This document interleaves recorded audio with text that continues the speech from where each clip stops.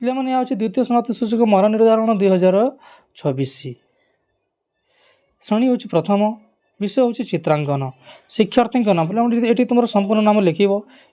ଠିକ୍ ଅଛି, ଏଠି ଲେଖିବ ତୁମର ରୋଲ୍ ନମ୍ବର, ଏଠି ଲେଖିବ ବିଭାଗ, ଏଠି ଲେଖିବ ତାରିଖ।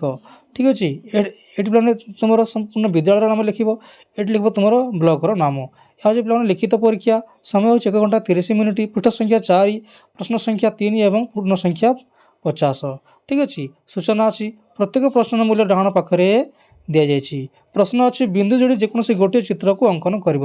ପିଲାମାନେ ଏଠି ଦୁଇଟି ଚିତ୍ର ଅଛି, ତାହାକୁ ବିନ୍ଦୁ ଯୋଡ଼ିଲେ ହିଁ ତାହା ସ୍ପଷ୍ଟ ଏବଂ ସୁନ୍ଦର ଦେଖାଯିବ। ଠିକ୍ ଅଛି, ସେଥିପାଇଁ ଧ୍ୟାନ ଦେବ ଯେମିତି ତୁମର ଗାରଟି ବାହାରକୁ ନଯାଏ। ଠିକ୍ ଅଛି, ତେବେ ଯାଇ ଏହି ଚିତ୍ରଟି ସୁନ୍ଦର ଦେଖାଯିବ।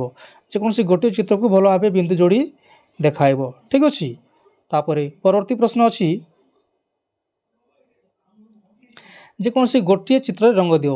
ପିଲାମାନେ ଏଠି ଦୁଇଟି ଚିତ୍ର ଅଛି, ଗୋଟିଏ ମାଛର ଚିତ୍ର ଅଛି ଏବଂ ଅନ୍ୟଟି ଗୋଟିଏ ଛତି। ଠିକ୍ ଅଛି, ଗୋଟିଏ ଛତିର ଚିତ୍ର ଅଛି। ଯେକୌଣସି ଗୋଟିଏ ଚିତ୍ରରେ ରଙ୍ଗ ଦେବ। ମାଛର ଚିତ୍ର ରଙ୍ଗ ଦେବ ପିଲାମାନେ। ଠିକ୍ ଅଛି, ଏବଂ ଗୋଟେ କେମିତି ଦେବ ମାଛରେ ତୁମ କାତି, ଏଠି ତା କାତି ଗୁଡ଼ିକୁ ଜଣାପଡ଼ୁଥିବ ପିଲାମାନେ। ଠିକ୍ ଅଛି, ତା ଲାଞ୍ଜ ବି ଜଣାପଡ଼ୁଥିବ, ତା ପକ୍ଷୀ ଯେଉଁ ଅଛି ଛୋଟ ଛୋଟ ପକ୍ଷୀ ତାହା ବି ଜଣାପଡ଼ୁଥିବ। ଆଖିରେ ଗୋଟେ ପ୍ରକାର ରଙ୍ଗ ଦେବ ଏବଂ ତାରି ପାଟିରେ ଗୋଟେ ପ୍ରକାର ରଙ୍ଗ ଦେବ ପିଲାମାନେ। ଠିକ୍ ଅଛି, ଯେମିତି ସ୍ପଷ୍ଟ ଜଣାପଡ଼ୁଥିବ ଜୀବନ୍ତା ଭଳି। ଠିକ୍ ଅଛି, କିମ୍ବା ପିଲାମାନେ ତା ତଳକୁ ଗୋଟେ ଛତି ଅଛି ପିଲାମାନେ, ଛତୁ, ସେଇ ଛତୁରେ ରଙ୍ଗ ଦେବ। ତା ଯଦି କେମିତି ରଙ୍ଗ ଦେବ, ଛତୁ କେମିତି ଦେଖାଯାଏ, ଏ ତା ତଳକୁ ଦେବ ଟିକେ ମାଟିଆ ଦେବ, ଏଇଠି ଦେବ ଗୋଟେ ଧଳା ରଙ୍ଗ ଦେବ, ଏଇଠି ଟିକେ ଟିକେ ଝାପ୍ସା ରଙ୍ଗ ଦେବ ତା ତଳକୁ। ଠିକ୍ ଅଛି, ପିଲାମାନେ ତଳ ଅଛି ବୁଦା ଅଛି, ପତ୍ର ଅଛି, ଶାଗୁଆ ରଙ୍ଗ ଦେବ। ଏଇଠି ଗୋଟେ ଛୋଟିଆ ଛତୁଟି ଅଛି, ତାକୁ ମଧ୍ୟ ଠିକ୍ ସେହିପରି ରଙ୍ଗ ଦେବ, ଯେମିତି ସ୍ପଷ୍ଟ ସତେ ଛତୁଟିଏ ଥୁଆ ଅଛି ବୋଲି ଜଣାପଡ଼ିଯିବ।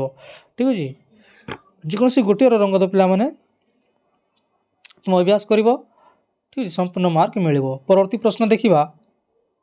ତଳେ ଦିଆଯାଇଥିବା ଚିତ୍ର ଦେଖି ଯେକୌଣସି ଗୋଟିଏ ଚିତ୍ର ଅଙ୍କନ କରିବ। ପିଲାମାନେ ଏଠି ଦୁଇଟି ଚିତ୍ର ଅଛି, ଗୋଟିଏ ମୂଳାର ଚିତ୍ର ଅଛି ଏବଂ ଗୋଟିଏ କଇଁଛର ଚିତ୍ର ଅଛି। ତୁମେ ତାକୁ ଦେଖିକରି ଏହି ତଳ ବାକ୍ସରେ ଅଙ୍କନ କରିବ। ଠିକ୍ ଅଛି, ଏବଂ ତୁମେ ଅଙ୍କନ କଲା ପରେ ରଙ୍ଗ ମଧ୍ୟ ଦେବ। ଦେଖିବ ଯଦି ଧ୍ୟାନ ଦେବ ଯେମିତି ସୁନ୍ଦର ଦେଖାଯିବ, ତେବେ ଯାଇ ଭଲ ମାର୍କ ମିଳିବ। ଠିକ୍ ଅଛି, ଧନ୍ୟବାଦ ପିଲାମାନେ। ଭିଡ଼ିଓଟି କେମିତି ଲାଗିଲା ନିଶ୍ଚୟ କମେଣ୍ଟ କରିବ, ଲାଇକ୍ କରିବ ଏବଂ ସେୟାର କରିବ। ଠିକ୍ ଅଛି, ଧନ୍ୟବାଦ।